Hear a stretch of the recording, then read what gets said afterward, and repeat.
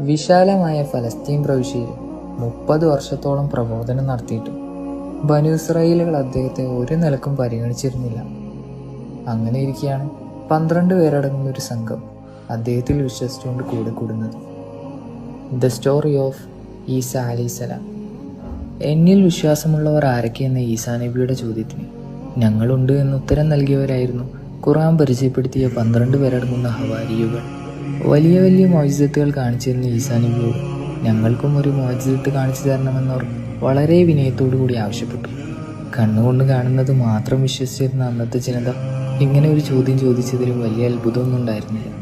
ഞങ്ങൾക്കൊരു ഭക്ഷണത്തളിക വേണം, അതും സ്വർഗത്തിൽ നിന്ന്. ഹവാരികൾ തങ്ങളുടെ ആവശ്യം അവതരിപ്പിച്ചു. എന്നിരുന്നാലും തന്നിൽ വിശ്വസിച്ചു കൂടെ കൂടിയവരല്ലേ, ചെയ്യാതിരിക്കാൻ പ്രവാചകനും മനസ്സ് തോന്നിയില്ല. ഉടൻ തന്നെ ഇരു കരങ്ങളും നീട്ടി ഈസാ അലൈഹിസ്സലാം അള്ളാഹുവിനോട് പ്രാർത്ഥിച്ചു. അല്ലാഹുമ്മ റബ്ബനാ അൻസിൽ അലൈനാ മാഇദതൻ മിനസ് സമാ. ഈസാ അലൈഹിസ്സലാമയുടെ ആ പ്രാർത്ഥന ആകാശലോകവും താണ്ടി ഒടുവിൽ പടച്ചവന്റെ അടുക്കലെത്തി.